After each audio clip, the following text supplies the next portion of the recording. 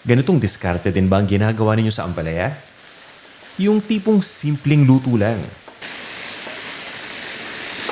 Tatakas pa eh. Ito yung bagay sa mahal na araw. Yan ang gagawin natin ngayon. Tara, umpisa na natin. Ampalaya! Hinahati ko lang to sa gitna. At tinatanggal ko lang yung mga buto dito. Hiwain nyo lang yan into serving pieces. Kamatis! Mas marami, mas okay para sa akin. I-dice lang ninyo to. Ibig sabihin, hihiwain lang natin into small cubes. Sibuyas. Hinihiwa ko lang ito ng manipis at ng pahaba. Pero kung gusto ninyong i-chop itong sibuyas o hiwain pa ng mas maliit na piraso, nasa sa inyo na yan. Bawang. Kinakrush ko lang ito. At china-chop ko lang. Itlog. Dahan-dahan baka mabasag. Uy, tatakas pa.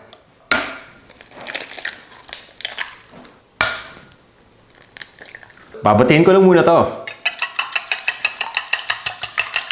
Para mas madali, yung gamitin ninyong itlog yung nasa room temperature na. Para na sa ganun, hindi ito namumuo at mas madaling mahalo.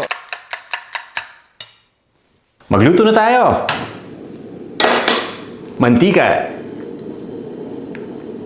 Bawang. Nilalagay ko na itong bawang bago palang uminit yung mantika para nang sa ganun, dahan-dahan itong maluluto. Sa paraan na to, naiiwasan natin na masunog kagad yung bawang.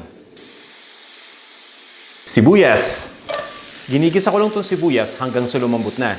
Mapapansin niyo na halos malapit na itong lumambot kung nagsiseparate na yung mga layers na katulad nito. Kamatis. Mas maraming kamatis, mas maganda.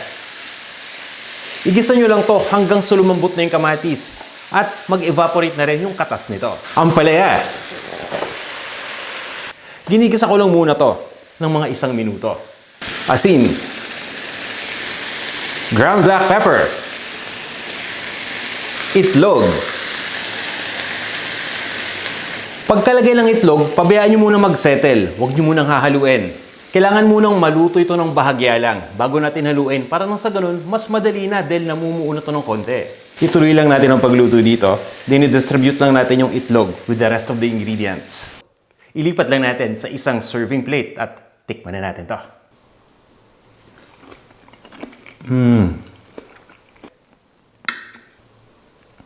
Tara, kain tayo.